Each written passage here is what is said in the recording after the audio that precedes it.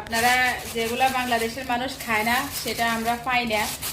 এই যে মাশাআল্লাহ একদম কসকসা, দেখতে কতটা সুন্দর লাগতেছে দেখেন। সীমা ভাবি আমার জন্য দিছে, ওনার মা সালানের সাথে মানে এক মুঠ দিছে ওনার জন্য। শাক পাতা খাবে মন চাইছে সেজন্যে উনি এই ডাটাগুলাকে মানে একটা ইয়ে দেখবেন আপনারা ভিডিওতে উনি কিভাবে লাগাইছে কি করছে।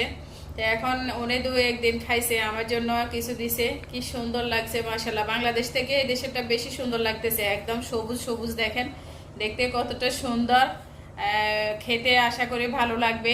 আমি এগুলাকে ধুয়ে ভালো করে কুচি করে ভেজে তারপরে ভাজি করে খাবো আজকে।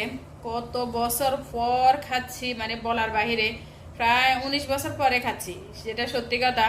দেশে অনেকবারই প্রায় আমার এ পর্যন্ত প্রায় 14 বার 15 বার যাওয়া হয়েছে। আমি বিশা লাগাইয়ে যাই না, আরো কম হবে, আরো একটু কম হবে, আমি হিসাব করলে বলতে পারবো। কিন্তু আমি ও দেশে গেলে কখনো এগুলোর কথা মনে থাকে না, একটা ফাইলে আরেকটা খাই, মানে তখন এত বেশি কি খেয়াল থাকে না। কিন্তু এখানে আসার পর আবার মিস করি। তা এখন দেখেন অনেকগুলা দিছে এখানে, এই যে অনেকগুলা মানে একটা ইয়েতে মানে অনেকগুলা আছে। তা এখন আমি এগুলা পেয়ে অনেক খুশি হয়েছি। যে আপনারা হয়তো বলবেন যে মাছ না, মাংস না, বা দামি কোনো জিনিস না, কিন্তু মাছ মাংসের অভাব নাই, মাছ মাংসের খাওয়ার কোনো মানে ইচ্ছে নাই, কিন্তু এগুলা ফেলে আমরা ভীষণ খুশি।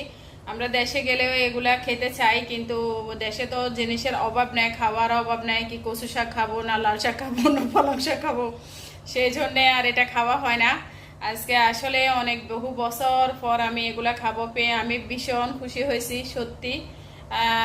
আপনারা দেখবেন A to Z সব দেখলে বুঝবেন কিভাবে আমরা লাগাইছি কি করছি। আপনারা আমাদের সাথে থাকবেন, ভিডিওটা দেখবেন, ভালো লাগলে চ্যানেলটা সাবস্ক্রাইব করবেন। এই তো।